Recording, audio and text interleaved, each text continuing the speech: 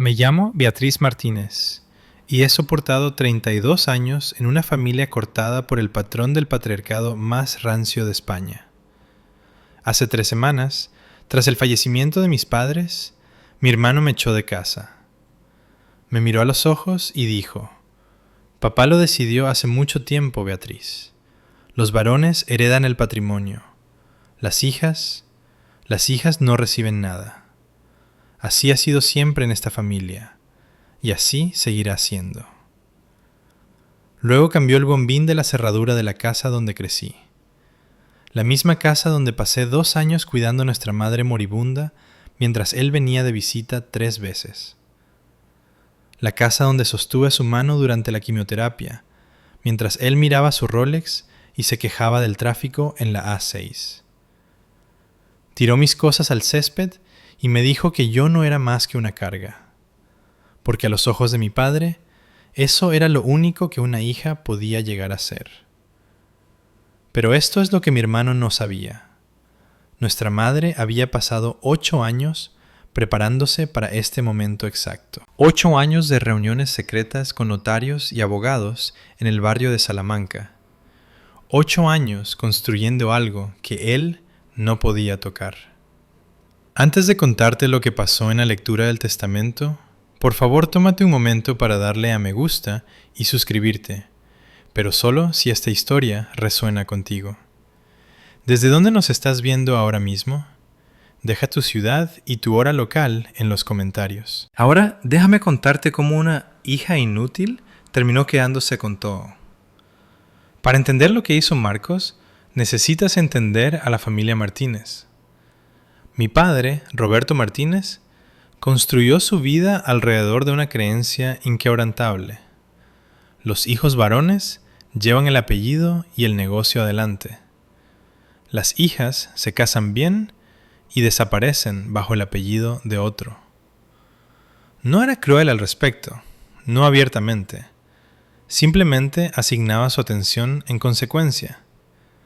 Era un constructor lo suficientemente exitoso como para comprarnos un chalet independiente en una urbanización de la Sierra de Madrid.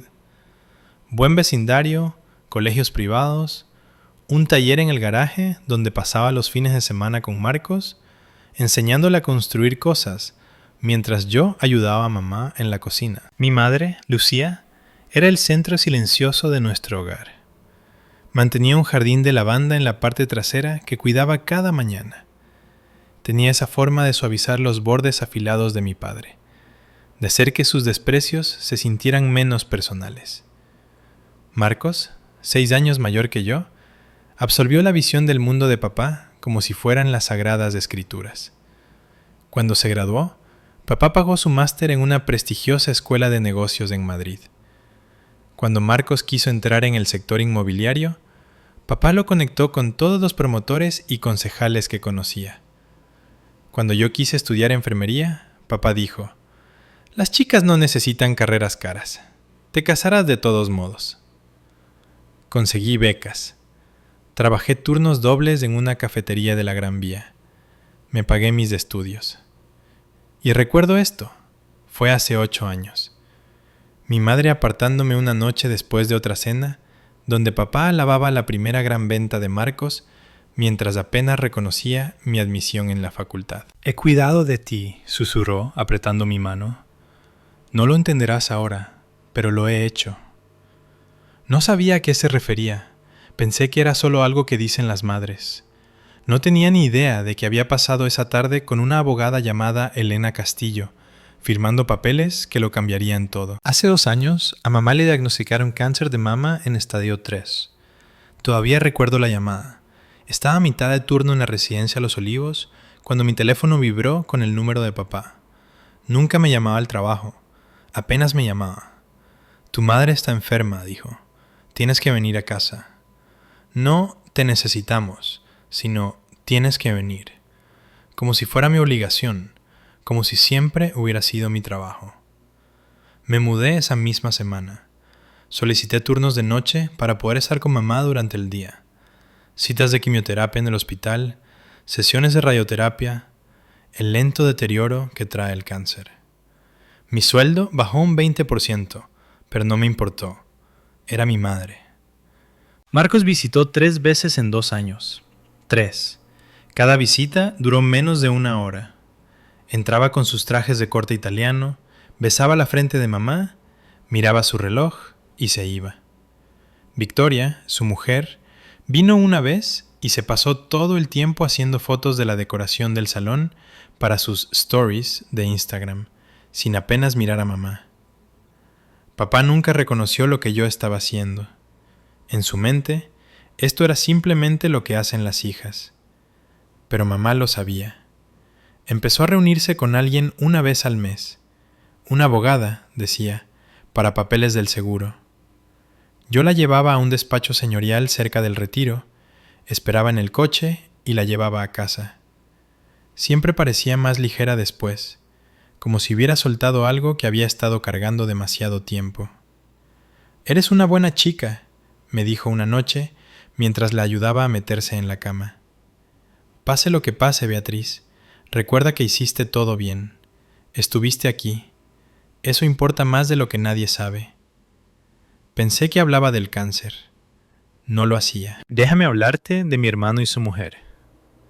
Marcos y Victoria vivían en La Moraleja, en un chalet de diseño donde probablemente el sistema de seguridad costaba más que mi coche. Victoria se llamaba a sí misma influencer de estilo de vida, lo que, por lo que yo podía ver, significaba que asistía a inauguraciones de galerías y publicaba fotos de sus bolsos de marca. Me miraba como si yo fuera algo que el servicio de limpieza se había olvidado de retirar. En realidad no. Me miraba como si no me viera en absoluto. Yo era parte del mobiliario. Ruido de fondo. «Beatriz», dijo una Nochebuena de hace 2 años, la última en la que mamá estuvo lo suficientemente bien para cocinar. «¿Nunca has pensado en hacer algo con más proyección? No puedes limpiar culos de viejos para siempre». La mano de mamá se tensó sobre su tenedor. «Soy enfermera titulada», dije en voz baja. «Ayudo a la gente». La risa de Victoria fue algo delicado y despectivo. «Claro que sí, querida. Pero me entiendes». Pero el momento que se me quedó grabado vino más tarde esa noche. Fui a la cocina por agua y escuché a Marcos y Victoria en el pasillo. «No te preocupes por ella», decía Marcos. «Papá ya me ha prometido todo. Lleva años diciéndolo. Ella no va a recibir nada. Solo está aquí para jugar a las enfermeras hasta que mamá se vaya. Luego puede desaparecer de vuelta a esa vida triste que tiene». «Bien», susurró Victoria. «Necesitamos esto, Marcos. Realmente necesitamos esto». Me quedé congelada detrás de la puerta de la cocina, con el vaso de agua en la mano. Algo iba mal. No sabía qué, pero la desesperación en la voz de Victoria no encajaba con el estilo de vida de La Moraleja, la ropa de diseño y la superioridad casual. Volví a la cama y me dije que no importaba. No tenía ni idea de cuánto importaría. Hace 6 semanas, a mi madre la declararon libre de cáncer. Recuerdo llorar en la consulta del oncólogo. 2 años de miedo, de verla encogerse y palidecer y luchar, y había ganado. Fuimos a comer a su restaurante favorito en la sierra y pidió una copa de cava por primera vez desde su diagnóstico. «Quiero visitar a mi madre», dijo, refiriéndose a la abuela Elvira, que vivía en una residencia asistida en Toledo. «Tu padre lleva meses prometiendo llevarme». Hace 4 semanas, finalmente fueron. Nunca volvieron. Un camionero se quedó dormido en la carretera de Toledo. La Guardia Civil dijo que fue instantáneo. Dijeron que no sufrieron. No sé si es verdad. No sé si alguna vez dicen otra cosa. Estaba trabajando en el turno de noche cuando recibí la llamada. Recuerdo caminar hacia la escalera de incendios porque no podía respirar en el pasillo y sentarme en los fríos escalones de hormigón con el móvil en el suelo donde se me había caído, la voz de la gente todavía en la línea preguntando si estaba allí.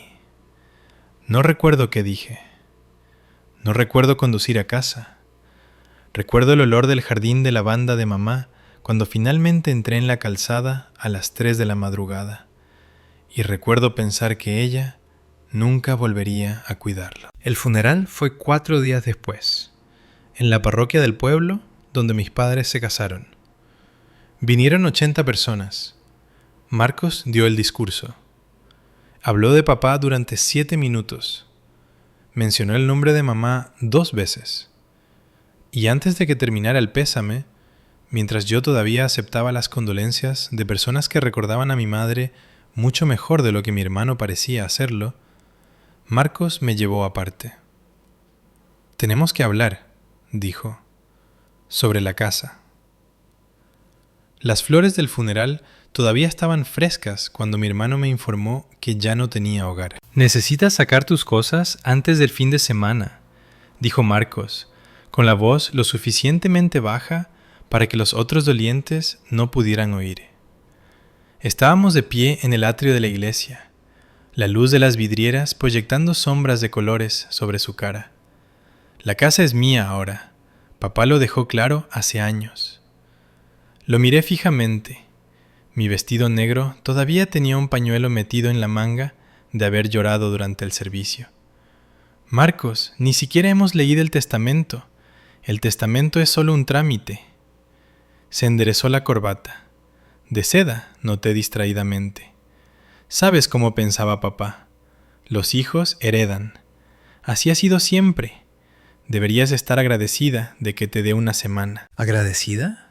La palabra salió estrangulada. «Mira», suavizó su voz en algo que podría haber parecido razonable para cualquiera que no lo conociera. «Entiendo que esto es duro. Has estado viviendo allí, ocupándote de las cosas, pero esa fue tu elección. Podrías haber tenido una carrera real, una vida real. En lugar de eso, elegiste jugar a la enfermera. Eso no es culpa mía». Detrás de él, Victoria estaba mirando su móvil, ya aburrida. «Eso no es... Marcos, cuidé de mamá durante 2 años. Mientras tú... ¿Mientras yo qué?» Sus ojos se endurecieron. «Mientras yo construía algo. Mientras yo hacía algo de provecho. No finjas que limpiar cuñas es lo mismo que dirigir una empresa, Beatriz. Ambos sabemos lo que eres». Dio un paso atrás, ajustándose los gemelos. «Una semana», dijo. «Luego cambio la cerradura». Vi cómo volvía con Victoria. Vi cómo ella se inclinaba y sonreía. Los vi irse sin despedirse de nadie. Eso fue el lunes. Ni siquiera esperó una semana. El miércoles por la noche, 2 días después del funeral, llegué a casa del trabajo a las 7 de la tarde, agotada de una manera que no tenía nada que ver con el turno. El duelo hace eso. Hace que todo se sienta como si te movieras bajo el agua. Mi llave no giraba. Lo intenté de nuevo, confundida, pensando que tal vez el frío había deformado algo. Pero no, el bombín había sido cambiado. El cerrojo también. Fui hacia el garaje. Mis cosas, mi ropa, mis libros, la caja de recetas de mamá que me había dado. Todo lo que poseía había sido tirado en cajas de mudanza de cartón y apilado contra la pared. La lluvia de la tarde había empapado 2 de ellas. Mi diploma de enfermería estaba deformado y mojado. A través de la ventana pude ver a Victoria caminando por el salón, con una copa de vino en la mano, riéndose de algo en su teléfono. Me vio mirando, sonrió, levantó su copa en un pequeño brindis y se alejó. Llamé a Marcos. Contestó en segundo tono como si hubiera estado esperando. «La casa es legalmente mía», dijo, sin siquiera fingir disculparse. Hice que mi abogado lo verificara. Patrimonio de papá, casa de papá, decisión de papá. Tienes 24 horas para sacar tu basura de la propiedad antes de que llame a un servicio de limpieza. Marcos, crecí allí, y ahora tú ni siquiera vives allí. Así es como funciona la vida, Beatriz. Quizás si hubieras hecho algo de provecho, no estarías parada bajo la lluvia ahora mismo. Colgué porque no confiaba en mi voz. Me senté en el césped mojado, junto a las cajas de mis pertenencias arruinadas, y sostuve la única cosa que no se había dañado: el reloj Timex de mamá. Guardado a salvo en mi bolsillo, desde que el hospital me devolvió sus efectos personales. Fue entonces cuando encontré la carta. La carta estaba en una caja de cosas de mamá, artículos que Marcos debió asumir que eran basura, sus guantes de jardinería, algunas fotografías viejas y un sobre color crema con mi nombre escrito con su letra. Para Beatriz, cuando llegue el momento. No lo abrí en ese césped, no pude. En su lugar, llamé a la única persona en la que podía pensar, Diana Fernández, la supervisora de la residencia, que había sido como una mentora para mí durante 3 años. Llegó en su monovolumen en 30 minutos. «Sube», dijo, sin hacer preguntas. «Te quedas conmigo esta noche y mañana, y todo el tiempo que necesites». Su piso era pequeño, en un barrio obrero de Madrid, pero era cálido y seco. Y cuando me dio una taza de té y una manta, finalmente me permití llorar. Más tarde, cuando pude respirar de nuevo, abrí la carta de mamá. Su letra era temblorosa. Debió escribirla durante la quimioterapia, cuando sus manos temblaban constantemente. Mi querida Beatriz, si estás leyendo esto, entonces ha sucedido lo que temía. Tu padre y tu hermano te han mostrado exactamente quiénes son. Quiero que sepas que lo vi, siempre lo vi, y no pude cambiar a tu padre. Dios sabe que lo intenté, pero pude protegerte.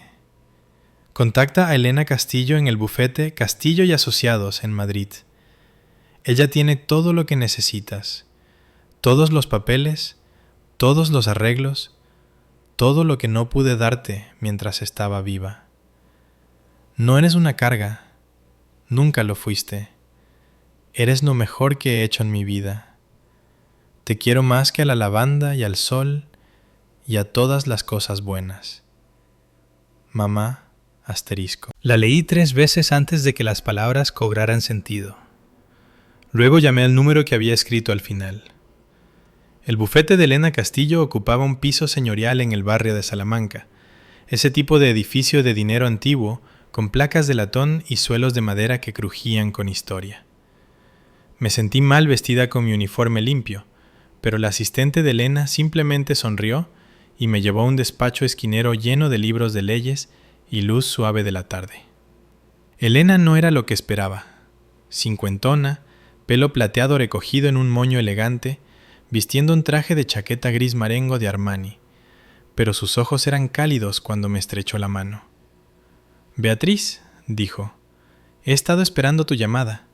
Tu madre hablaba de ti constantemente». Eso casi me rompió allí mismo. Tragué saliva. Ella me dejó una carta. Dijo que usted tenía papeles. Elena señaló una silla. «Los tengo. Tu madre y yo trabajamos juntas durante 8 años, Beatriz». Fue una de las personas más previsoras que he representado jamás. ¿8 años? Ese era el mismo tiempo que mamá había susurrado cuando me aceptaron en la escuela de enfermería. «Tu madre conocía las intenciones de tu padre», dijo Elena con cuidado. «Sabía que Marcos heredaría todo lo que Roberto controlaba y no podía cambiar eso. No podía cambiarlo a él, pero podía planear alrededor de él». «¿Qué significa eso?». Elena cruzó las manos. «Significa que tu madre hizo arreglos que existen completamente fuera del patrimonio de tu padre. Arreglos que Marcos no conoce, que tu padre no conocía». La habitación de repente pareció más pequeña. ¿Qué tipo de arreglos? Del tipo que conocerás en la lectura formal del testamento la próxima semana. Los testamentos de ambos padres deben leerse juntos. Hizo una pausa.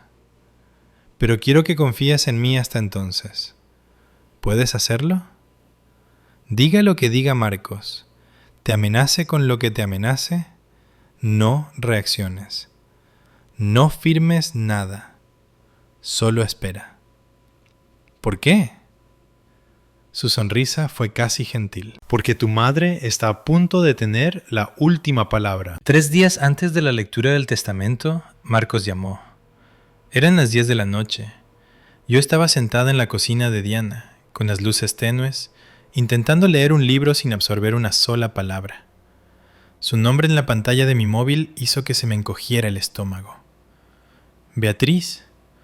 Su voz era amistosa, lo cual era de alguna manera peor que si fuera hostil. He estado pensando, esta situación, que estemos peleados, no es buena para nadie. Me echaste de mi casa 2 días después del funeral de nuestros padres, Marcos. Lo sé. Podría haberlo manejado mejor. Realmente sonaba arrepentido. Por eso te llamo. Quiero arreglar esto. Esperé. He redactado un acuerdo simple, continuó. Renuncias a cualquier reclamación para impugnar la herencia y a cambio te doy 10.000 euros en efectivo. Suficiente para que te instales en algún sitio agradable. 10.000 euros. Por toda una vida de que me dijeran que yo era menos. Por 2 años cuidando a nuestra madre mientras él visitaba 3 veces. Por cada desprecio, cada momento en que Marcos y mi padre me hicieron sentir que ocupaba un espacio que debería haber pertenecido a alguien más digno. No, Marcos, nos veremos en la lectura del testamento. Su voz se endureció al instante. Estás cometiendo un error. Lo sabes, ¿verdad? Vas a salir de esa habitación con nada, menos que nada, y desearás haber aceptado esta oferta. Entonces, esa es mi elección. Bien. Prácticamente escupió la palabra. Pero recuerda, intenté ser generoso. Lo que pase después es culpa tuya. La línea se cortó. Dejé el teléfono con manos temblorosas. Luego hice exactamente lo que Elena me dijo que hiciera. Esperé. Tengo que hacer una pausa aquí y preguntarte algo. ¿Alguna vez te ha presionado la familia para firmar algo? ¿Te han dicho que no tienes derecho a pedir lo que es justo? Ese sentimiento, esa impotencia específica, se queda contigo. Si esta historia te está tocando de cerca, deja un comentario. Los leo todos, lo prometo. Y si aún no te has suscrito, ahora podría ser el momento, porque lo que sucede a continuación, en esa lectura de testamento, lo cambió todo. La lectura del testamento estaba programada para las 2 de la tarde de un jueves, en el despacho de Elena Castillo. La sala de conferencias tenía una mesa de caoba lo suficientemente larga para sentar a 12 personas, aunque solo estábamos 6. Marcos, Victoria, yo, Elena Castillo, su asistente que serviría de testigo y, para sorpresa visible de Marcos, mi abuela Elvira. La sonrisa de Marcos vaciló cuando entró la abuela. No sabía que venías. La abuela Elvira tenía 82 años y era más aguda que la mayoría de la gente de la mitad de su edad. Llevaba un vestido azul marino, su pelo plateado recogido y el anillo de zafiro que había usado desde que tengo memoria brillaba en su dedo. Me pidieron que estuviera aquí, dijo simplemente, tomando el asiento a mi lado. Me lo pidió mi hija. Marcos y Victoria intercambiaron miradas. Bueno, dijo Marcos, recuperando su confianza. Cuantos más seamos, mejor, supongo, aunque no veo por qué tenemos que complicar esto. Los deseos de papá eran claros. Elena tomó su lugar en la cabecera de la mesa, con carpetas dispuestas con precisión ante ella. Antes de comenzar, debo señalar que hoy leeremos 2 testamentos. El testamento de Roberto Martínez y el testamento de Lucía Martínez. Son documentos separados con provisiones separadas. ¿2 testamentos? Victoria frunció el ceño. ¿Por qué importaría eso? Todo era propiedad conjunta, gananciales.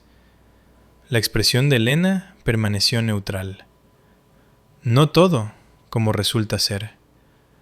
Sentí la mano de la abuela encontrar la mía debajo de la mesa y apretar. Marcos se enderezó su Rolex con un gesto practicado. Bien, acabemos con esto. Lee el testamento de papá primero. Elena abrió la primera carpeta. Muy bien. Última voluntad y testamento de Roberto Alejandro Martínez, fechado hace 14 meses, atestiguado y notarizado en Madrid. La habitación se quedó en silencio. Esto era todo. El testamento de papá era exactamente lo que Marcos esperaba. Elena leyó las disposiciones estándar, nombramientos de albaceas, pagos de deudas, instrucciones funerarias, antes de llegar a la distribución de activos. A mi hijo, Marcos Roberto Martínez, le dejo el 70% de mis activos personales, incluyendo mi vehículo, las herramientas y equipos de mi taller, y mi participación en todas las cuentas financieras mantenidas conjuntamente con mi esposa, así como el control de la empresa constructora. Marcos asintió lentamente, la satisfacción extendiéndose por sus facciones. A mi hija, Beatriz Lucía Martínez, le dejo el 30% de mis activos personales restantes. El 30% de los activos restantes, murmuró Victoria, haciendo los cálculos. Después de deudas y gastos, o sea, básicamente nada. Eso no es... empecé. Está bien, cortó Marcos, magnánimo ahora. Las cuentas de papá sumaban unos 80.000 euros. Recibirás algo, Beatriz. Quizás 24.000 euros después de liquidar todo. Me sonrió como si me estuviera haciendo un favor. Eso es más de lo que esperaba que papá te dejara. Honestamente, Marcos, dijo la abuela en voz baja, quizás podrías dejar terminar a la abogada. ¿Qué queda por terminar? Se reclinó en su silla, con un brazo sobre el respaldo. La casa era de papá. El dinero era de papá. Soy el heredero principal. Beatriz recibe un premio de consolación, lo cual es generoso dadas las circunstancias. Victoria sacó su móvil, probablemente ya redactando una publicación sobre su herencia. En realidad, dijo Elena, su voz cortando la satisfacción de Marcos, queda bastante por discutir. El testamento de Roberto representa solo una porción del patrimonio combinado de sus padres. ¿Combinado? La confianza de Marcos parpadeó. ¿Qué quieres decir con combinado? Elena cerró la primera carpeta y abrió la segunda. El patrimonio de su madre es separado y significativamente mayor que el de su padre. La habitación se quedó muy quieta. Marcos dejó de sonreír. ¡Espera! Marcos levantó una mano. Mamá no tenía patrimonio propio. Era ama de casa. Todo lo que tenía venía de papá. Eso no es exacto, dijo Elena con calma. Es exacto. Conozco mi propia familia. Marcos se puso de pie, como si la altura le diera autoridad.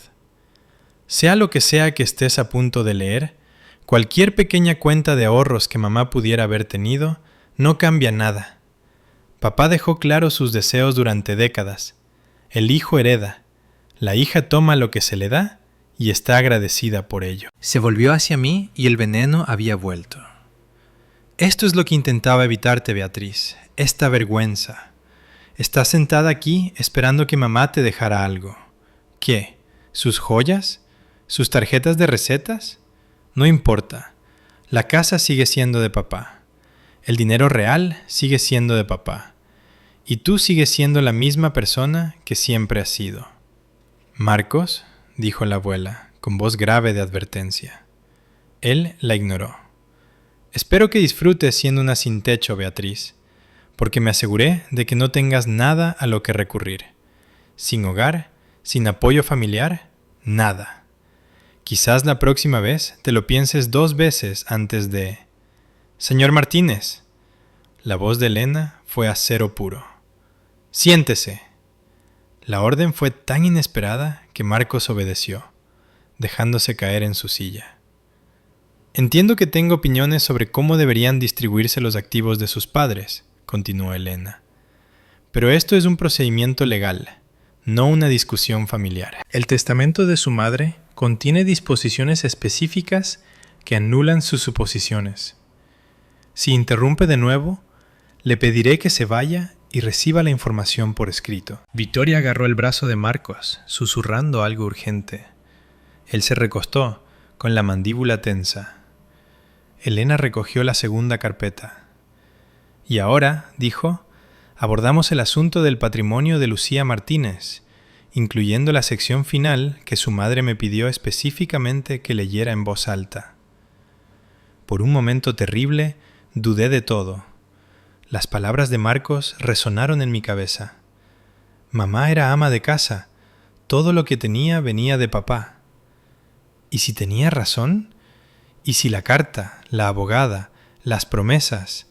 ¿Y si todo era solo una madre intentando consolar a una hija que sabía que se quedaría atrás? Miré el reloj Timex en mi muñeca. El reloj de mamá. La correa estaba agrietada, la esfera rayada por años de uso. Podría haberse permitido algo mejor. Lo sabía ahora. Pero usó todos los días hasta el día en que murió. ¿Qué me dejó realmente? Victoria le susurraba a Marcos, sus uñas de manicura perfecta golpeando contra la mesa. Probablemente solo tenga algún seguro de vida o algo así. Unos pocos miles. Nada que cambie nuestra situación. Nuestra situación. La frase me llamó la atención. ¿Qué situación? La mano de la abuela seguía en la mía bajo la mesa. Sentí que me apretaba de nuevo, más firme esta vez, como si pudiera sentir mi vacilación. Beatriz, murmuró tan bajo que solo yo pude oírla. Tu madre fue la mujer más inteligente que he criado. Confía en ella. Miré a Elena, que me observaba con una expresión que no podía descifrar del todo. Paciente, casi expectante. Estoy lista, dije. Marcos soltó un resoplido. ¿Lista para la decepción? Victoria se rió. Elena los ignoró a ambos. Abrió la carpeta y sacó varios documentos. Pude ver sellos oficiales, timbres notariales, páginas densas con texto legal. Última voluntad y testamento de Lucía Elvira Martínez, comenzó. Actualizado hace 18 meses, atestiguado por mí misma y un notario de Madrid. La testadora fue evaluada por la doctora Sara Jiménez, psiquiatra colegiada y declarada plenamente competente para ejecutar este documento. Miró directamente a Marcos. El primer punto es una carta que la señora Martínez solicitó que leyera en voz alta a todos los presentes. Marcos se movió en su asiento. Hace 18 meses. Mamá estaba en mitad de la quimio hace 18 meses. Su juicio estaba comprometido. Anticipé esa preocupación, respondió Elena con tono parejo. Por eso tengo la evaluación escrita de la doctora Jiménez confirmando la plena capacidad cognitiva de su madre en el momento de la firma. También tengo documentación en vídeo de la propia firma. Sacó un pendrive USB y lo puso sobre la mesa. Su madre no quería ambigüedades. Se grabó a sí misma explicando cada decisión en este documento. El video dura 32 minutos y está disponible para revisión si alguien desea impugnar su competencia. El teléfono de Victoria había dejado de moverse. Miraba el pendrive como si pudiera morderla. Eso es... Marcos tragó saliva. Eso es muy minucioso. Su madre era una mujer minuciosa. Los labios de Elena se curvaron ligeramente. Ahora la carta. Levantó una sola página escrita a mano en papel color crema. Reconocí el papel. Mamá tenía una caja en su escritorio, del tipo caro que usaba para correspondencia importante. A mis hijos, leyó Elena, con voz clara y mesurada. Si estáis escuchando esta carta, entonces me he ido, y el momento que temía ha llegado. Se me hizo un nudo en la garganta. Os quiero a los dos. Quiero que sepáis de eso primero. Pero el amor no me hace ciega. Marcos se quedó muy quieto. Durante 35 años vi a vuestro padre favorecer a Marcos de formas que él ni siquiera reconocía como favoritismo. Era simplemente como veía el mundo. Los hijos importan, las hijas sirven. No pude cambiarlo. Creedme, lo intenté. Elena hizo una pausa, mirándonos. «Hay más», dijo, «pero tal vez debería continuar después de que todos hayan tenido un momento». «Sigue leyendo», dijo Marcos con tensión. Elena asintió y me preparé. Elena continuó leyendo, y la voz de mi madre pareció llenar la habitación. Cuando Beatriz nació, Roberto dijo: «Quizás la próxima vez tengamos otro chico». Sostuve a mi hija en brazos y le prometí en silencio que ella nunca sería la próxima vez para mí. La vi crecer trabajando el doble para recibir la mitad de reconocimiento. La vi pagarse su propia carrera de enfermería mientras Marcos recibía todas las ventajas. La vi volver a casa para cuidarme durante los peores 2 años de mi vida, cambiando mis sábanas cuando estaba demasiado enferma para moverme, sosteniendo mi mano durante la quimioterapia, cantándome las canciones que yo le cantaba de bebé. Marcos visitó 3 veces. 3 veces en 2 años. No escribo esto para condenar a mi hijo, pero lo escribo para explicar por qué tomé las decisiones que tomé. Los bienes que dejo a Beatriz no son un premio, no son favoritismo. Son el equilibrio que no pude proporcionar mientras estaba viva. Son lo que siempre se le debió. Victoria hizo un pequeño sonido estrangulado. Si Marcos está escuchando esto y se siente enfadado, lo entiendo, pero le pido que considere: ¿por qué se siente con derecho a todo? ¿Quién le enseñó eso? ¿Y qué hizo para ganárselo aparte de nacer varón? La cara de Marcos se había puesto pálida. Elena levantó la vista. La carta concluye con: «Beatriz, mi niña querida, nunca fuiste una carga. Eres mi corazón. Vive bien, sé feliz y nunca dejes que nadie te diga que no mereces todas las cosas buenas. Con todo mi amor, para siempre, mamá». El silencio era absoluto. No podía hablar, no podía respirar. La abuela me puso un pañuelo en la mano. «Ahora», dijo Elena en voz baja, «hablemos de lo que su madre realmente le dejó». «Primero», dijo Elena, sacando un documento de la carpeta, «la casa». Marcos se enderezó. «La casa es parte del patrimonio de papá. Siempre estuvo a su nombre». «En realidad no». Elena deslizó el documento sobre la mesa. Hace 5 años, sus padres ejecutaron una transferencia de escrituras. La propiedad, el chalet de la sierra, fue transferida de propiedad conjunta a nombre exclusivo de Lucía Martínez. ¿Qué? Marcos agarró el papel, escaneándolo frenéticamente. Eso es... ¿por qué papá aceptaría eso? Para protección de responsabilidad civil. Tu padre se enfrentaba a una posible demanda de un cliente insatisfecho en ese momento. Poner la casa a nombre de tu madre la protegía de cualquier embargo judicial contra su negocio. Es una estrategia de planificación patrimonial muy común entre empresarios. Nunca oí hablar de ninguna demanda. Se resolvió fuera de los tribunales, pero la transferencia de la escritura permaneció. Elena sacó otro documento. Esta es la nota simple del registro de la propiedad, fechada hace 5 años. La propiedad, actualmente valorada en aproximadamente 650.000 euros, pertenecía únicamente a su madre. La cara de Victoria había adquirido un color extraño. «Pero eso significa que tu madre tenía plena autoridad para dejársela a quien ella eligiera». Elena me miró. «¿Y te eligió a ti, Beatriz?» «No», Marcos negó con la cabeza. «No, esto tiene que ser un error. Papá dijo, siempre dijo». «Tu padre creía lo que quería creer», dijo la abuela con brusquedad.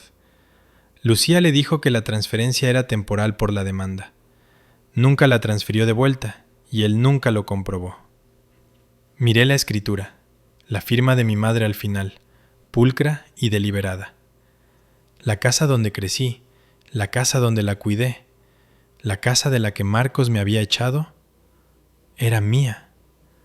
Había sido mía todo el tiempo. Además, continuó Elena, como si no acabara de detonar una bomba en medio de la habitación, está el asunto del fondo de inversión privado.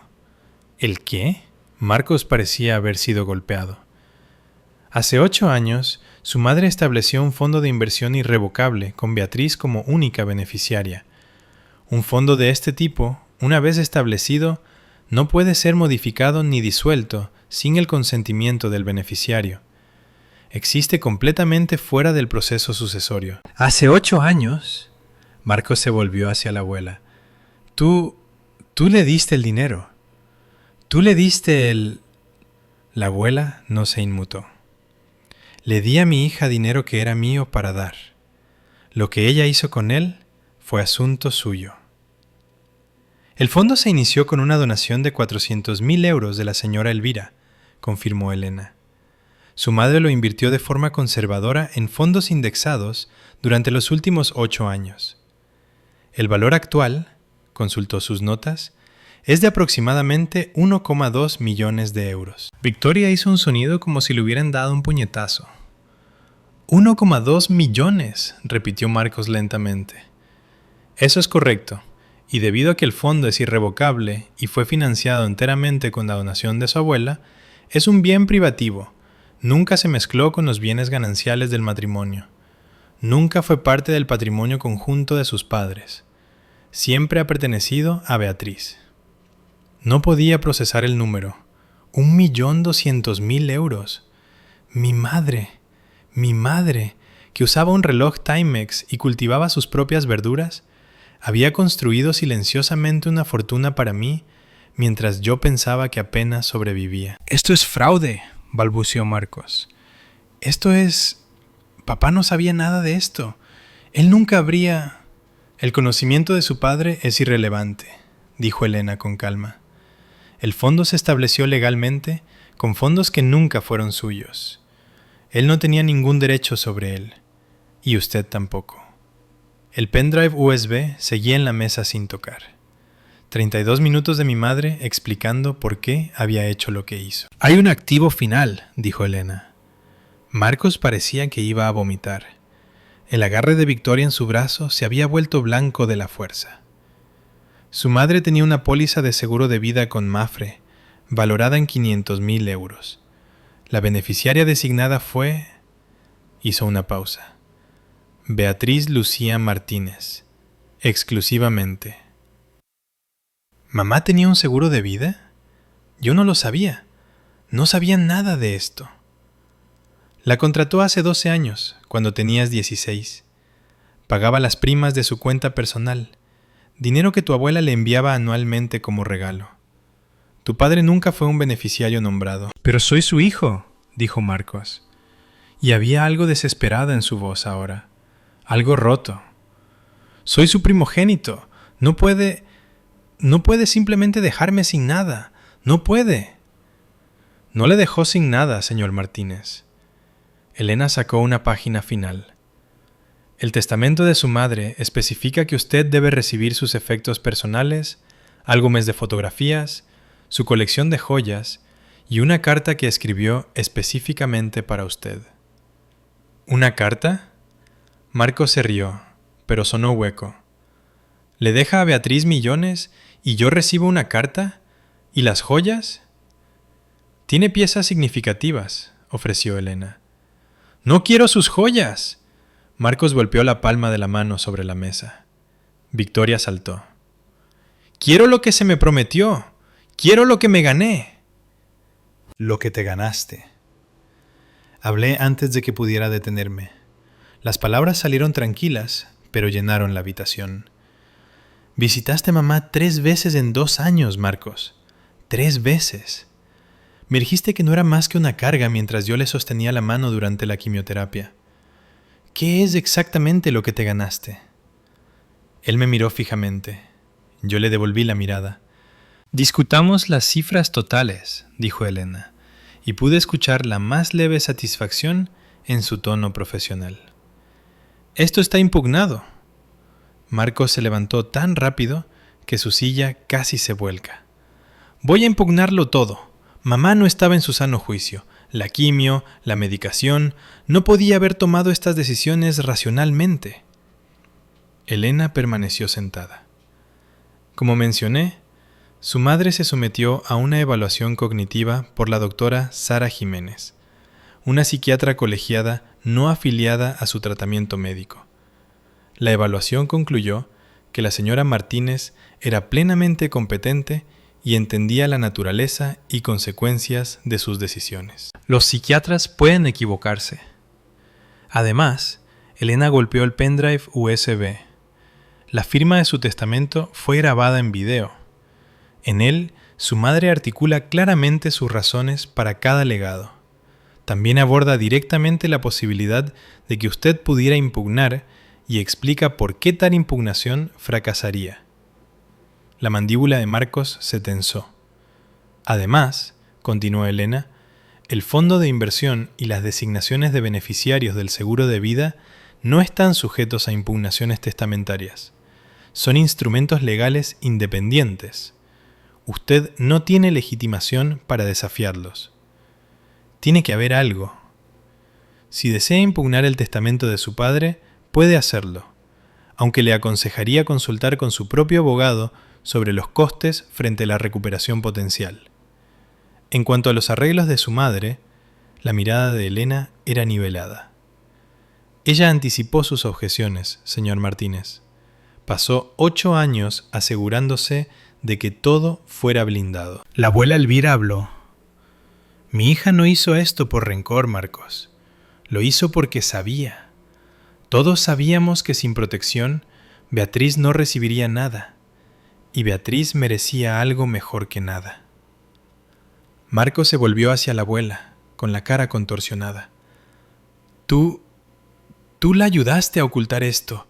La ayudaste a dejarme fuera. La ayudé a proteger a su hija, dijo la abuela simplemente. Lo mismo que haría cualquier madre. Marcos no tuvo respuesta para eso. Victoria se rompió primero. Esto es una locura. Se puso de pie, su cuidadosa compostura finalmente haciéndose añicos. Es una enfermera. Se gana la vida limpiando traseros de ancianos. Y ella recibe 2 millones mientras ustedes qué, señora Martínez? Preguntó Elena suavemente. La boca de Victoria se abrió y se cerró. Había dicho demasiado y lo sabía. Bueno, estáis a punto de perder vuestro chalet en La Moraleja, dijo la abuela.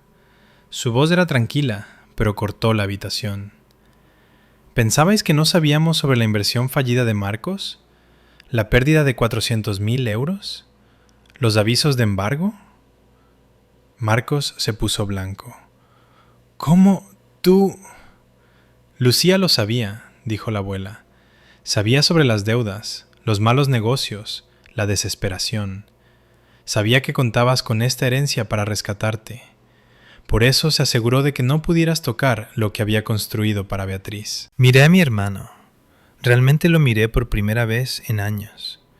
El Rolex, el traje caro, el BMW en el aparcamiento. Todo era andamiaje, me di cuenta. Una fachada construida sobre crédito y promesas, y la suposición de que el dinero de nuestros padres siempre estaría allí para atraparlo. Planeabas quedarte con todo, dije lentamente. No porque lo necesitaras, sino porque te estabas ahogando. No me estoy ahogando, espetó Marcos. Tuve un contratiempo, eso es todo. Un contratiempo temporal que el patrimonio de papá te habría salvado, terminé. Excepto que el patrimonio no era lo que pensabas que era. Victoria se hundió de nuevo en su silla, el rímel comenzando a correrse. Te pasaste toda la vida escuchando que te merecías todo, dije, y nunca te paraste a preguntar si eso era realmente cierto. Marcos no respondió. No pudo. Quiero detenerme aquí un momento. Sé que algunos de vosotros estáis viendo esto y pensando, ¿por qué diría eso Victoria en voz alta? ¿Por qué revelaría sus problemas financieros delante de todos? La respuesta es el miedo. Cuando lo que has estado contando desaparece, tus instintos de supervivencia toman el control. Dejas de pensar en las apariencias. Si esta historia resuena contigo, dale al botón de suscribirse, porque casi estamos al final Y hay una cosa más que necesito contarte. Elena esperó hasta que la habitación estuviera en silencio de nuevo antes de hablar. Para que conste en acta, dijo, permítanme resumir los activos totales que pasan a Beatriz Martínez. Consultó sus notas, aunque sospechaba que se sabía los números de memoria. Del patrimonio de su madre, la propiedad en la sierra, valor estimado de 650.000 euros. Del fondo irrevocable establecido en 2018, 1.200.000 euros. De la póliza de seguro de vida, 500.000 euros. Levantó la vista. Además, del patrimonio de su padre, el 30% de los activos líquidos restantes, aproximadamente 24.000 euros. La respiración de Victoria se había vuelto superficial. El total, continuó Elena con voz mesurada y profesional, es de aproximadamente 2.374.000 euros. El número quedó suspendido en el aire. 2.374.000 euros.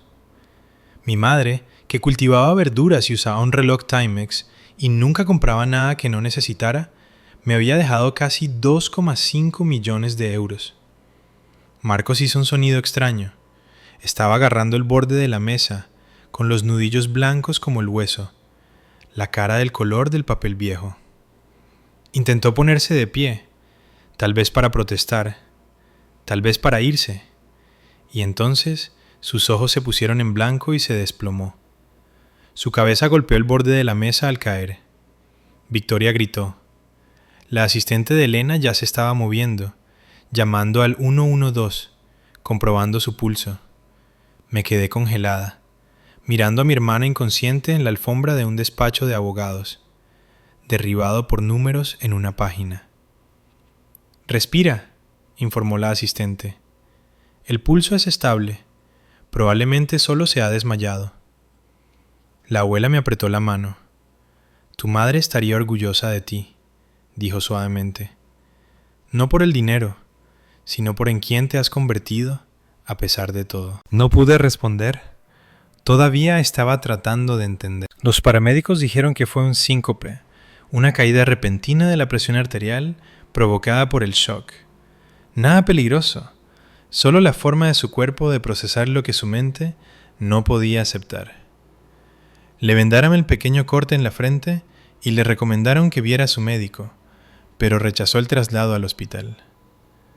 20 minutos después de colapsar, Marcos estaba de vuelta en su silla, pálido e inestable, Victoria revoloteando sobre él como si pudiera romperse. Me miró. «Lo sabías», dijo con voz ronca. «¿Sabías todo esto?» «No lo sabía», lo decía en serio. «No hasta hace unos días, e incluso entonces no sabía cuánto». «Pero sospechabas. Te sentaste aquí pareciendo tan inocente y sospechabas». «Sabía que mamá me quería», mantuve mi voz uniforme. «Eso es todo lo que sabía con certeza». Su risa fue amarga, rota. Y a mí no. Ella no me quería. «Creo que te quería», dije lentamente. «Creo que quería a quien podrías haber sido, pero también vio en quién elegiste convertirte». La mano de Victoria se tensó en su hombro. «Marcos, deberíamos irnos. Necesitamos averiguar». «¿Averiguar qué?» Su voz se quebró. «¿Cómo pagar nuestra hipoteca? ¿Cómo decirle al banco que no vamos a recibir nada?» Me miró con algo que podría haber sido desesperación. «Beatriz, tienes que ayudarme. Somos familia». Las palabras quedaron ahí colgadas. Familia. 3 visitas en 2 años. «Solo estás muerta. Espera». «Disfruta siendo una sin techo». «Marcos», dije, «me echaste de mi propia casa antes de que las flores de nuestra madre se hubieran marchitado. Me dijiste que no era más que una carga. Intentaste que firmara renunciando a todo por 10.000 euros». Me puse de pie. «No voy a fingir que eso no pasó». «Tienes que entenderlo», dijo Marcos, alzando la voz. «Estaba estresado.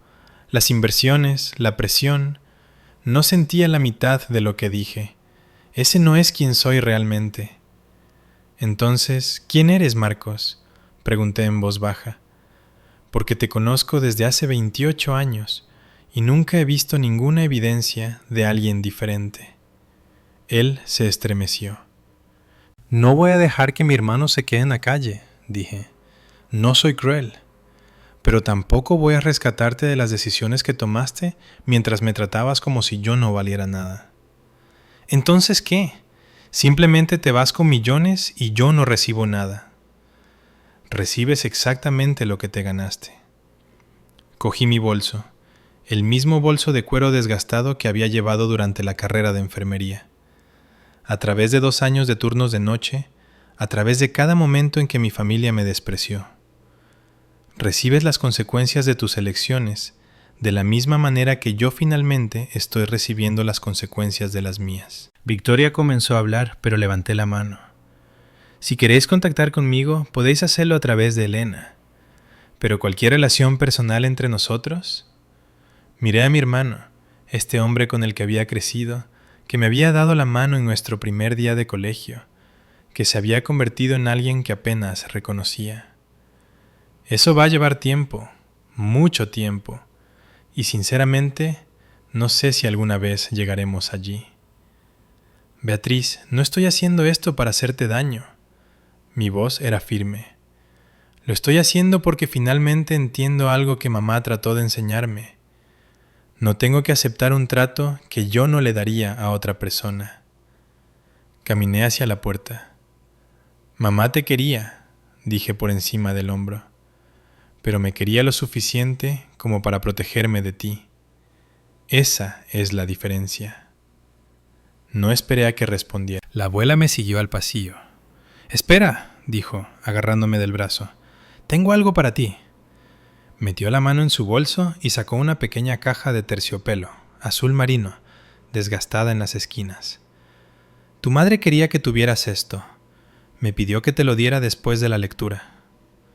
Dentro estaba su anillo de zafiro, el que la abuela había usado desde que tengo memoria, el que yo había admirado desde que era una niña pequeña.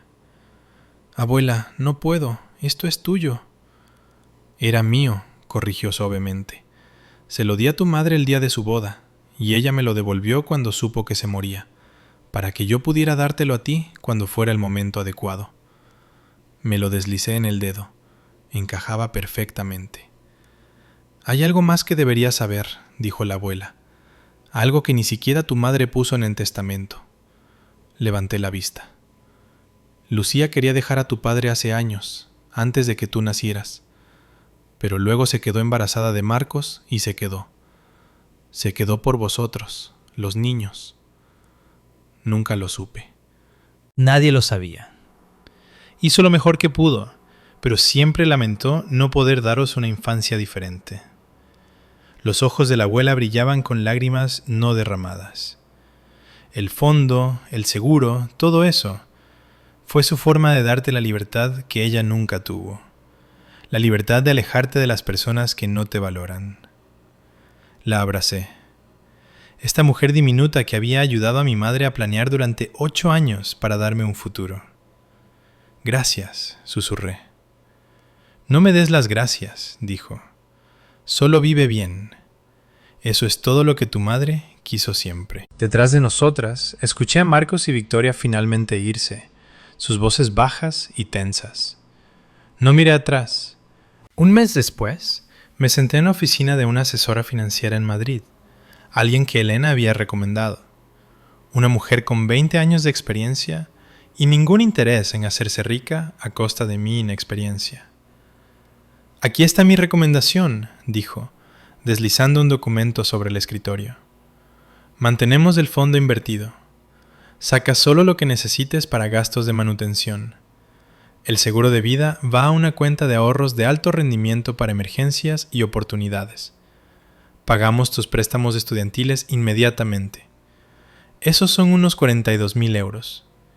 Y sigues trabajando». ¿Seguir trabajando?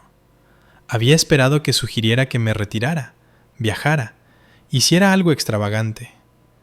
«¿Amas tu trabajo?», dijo simplemente. «El dinero no debería cambiar quién eres. Solo debería darte opciones». Así que eso es lo que hice.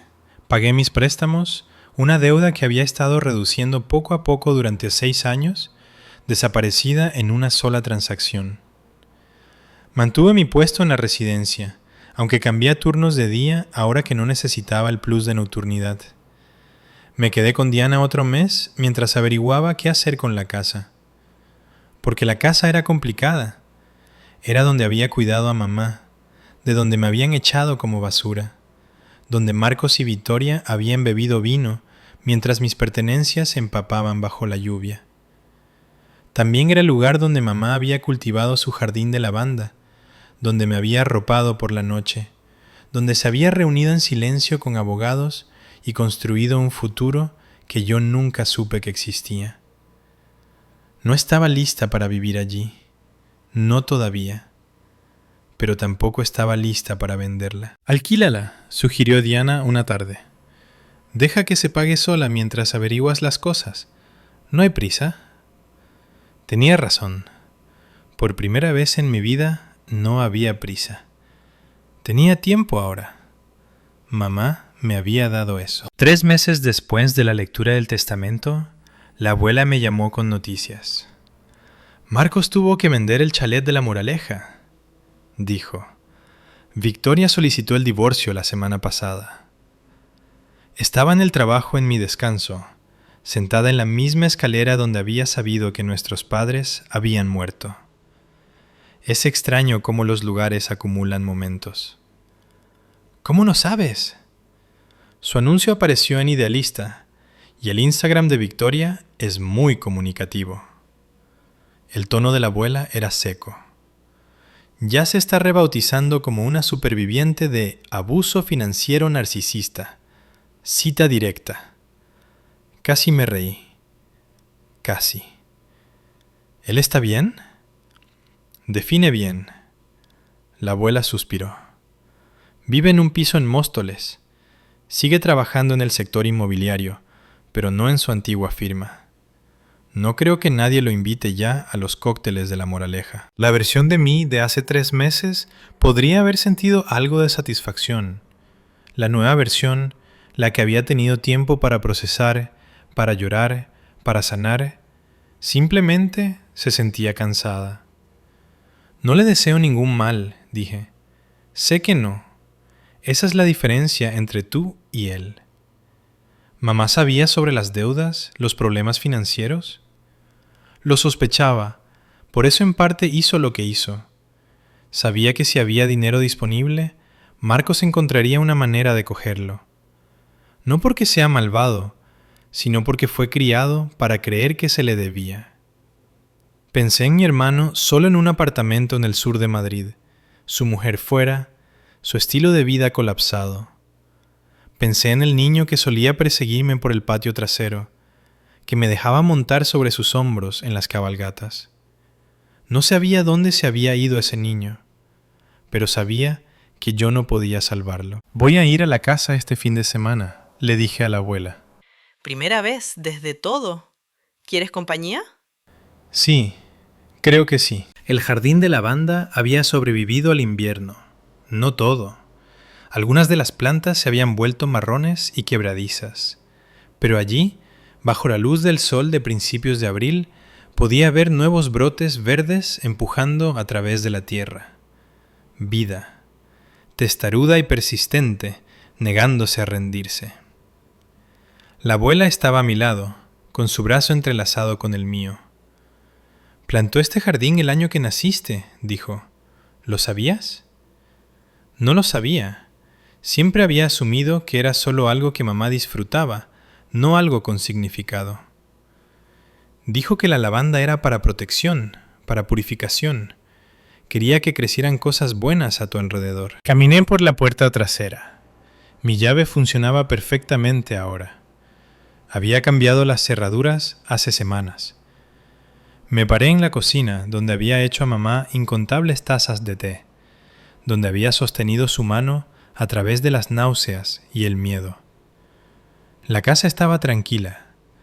Marcos la había dejado relativamente limpia cuando se mudó, ya fuera por algún remanente de vergüenza o porque había estado demasiado apresurado para destrozarla.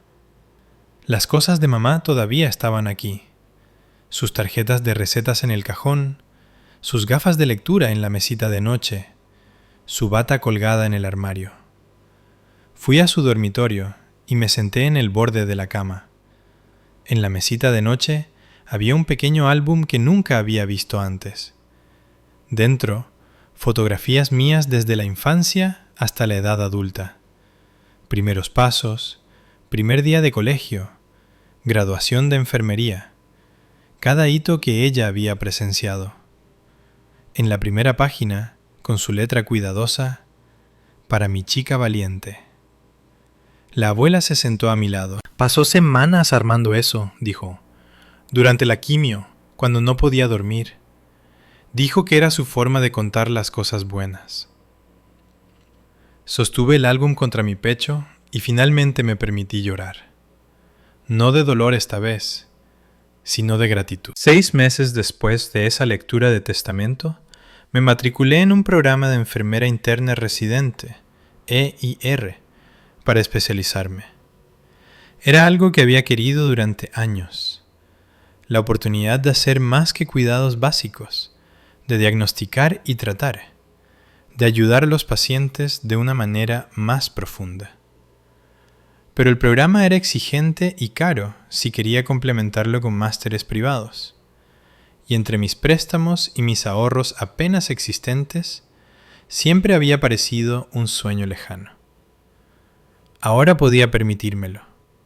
Usé dinero del fondo, siguiendo el plan que trazó mi asesora financiera, suficiente para la matrícula y libros, con el resto aún creciendo silenciosamente en segundo plano. Seguí trabajando a tiempo parcial, porque no estaba lista para dejar a los pacientes a los que había llegado a querer. Diana y yo encontramos un piso juntas cerca del hospital. 2 habitaciones, un pequeño balcón donde empecé a cultivar lavanda en macetas. Ella dijo que vivir sola estaba sobrevalorado de todos modos, y yo dije que tener compañera de piso significaba tener a alguien con quien compartir las suscripciones de Netflix. Ambas sabíamos que era más que eso. La abuela llamaba cada domingo. Me contaba historias sobre mamá de niña, sobre sus aventuras antes de conocer a papá, sobre la mujer que era antes de que la vida la desgastara. Grababa las llamadas en mi móvil, construyendo un archivo de la madre que todavía estaba conociendo. ¿Y la casa de la sierra? La alquilé a una familia joven, una enfermera de hecho, de mi trabajo, y su marido y 2 niñas pequeñas. La hija mayor preguntó si podía cuidar el jardín de lavanda. Dije que sí. Dije que sí a muchas cosas ese año, a oportunidades, al descanso, al lento proceso de entender que valía más de lo que me habían dicho. He pensado mucho en por qué Marcos se convirtió en quien es. No para excusarlo. No hay excusa para cómo me trató, pero para entender. Mi hermano creció escuchando que era especial simplemente porque nació varón. No tuvo que demostrar nada. El mundo era suyo por defecto. Así que nunca desarrolló los músculos para la empatía, para ganarse lo que tenía, para reconocer que las necesidades de otras personas importaban tanto como las suyas. Los psicólogos lo llaman derecho adquirido, la creencia de que mereces cosas sin esfuerzo. No se nace con ello, se enseña, y una vez que está ahí, es casi imposible desaprenderlo, porque admitir que no eres especial significa admitir que toda tu identidad era una mentira. Marcos no es un monstruo, es el producto de un sistema que le dijo que valía más de lo que valía. Y cuando la realidad finalmente lo alcanzó, no supo cómo manejarlo. No sé si alguna vez cambiará. Espero que lo haga.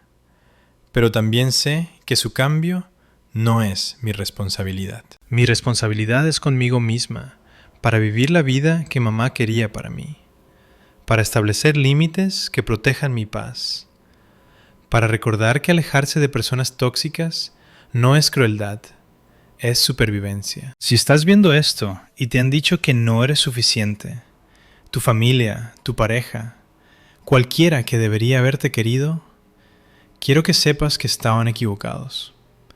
Siempre fuiste suficiente. A veces las personas que nos quieren nos protegen de formas que no vemos. Y a veces tenemos que convertirnos en nuestros propios protectores. Eso es lo que aprendí de mi madre. Si esta historia significó algo para ti, me encantaría escuchar tus pensamientos en los comentarios. Cuéntame sobre alguien que te protegió o alguien que desearías que lo hubiera hecho. Y si quieres más historias como esta, revisa los enlaces en la descripción. Gracias por quedarte hasta el final. Significa más de lo que sabes.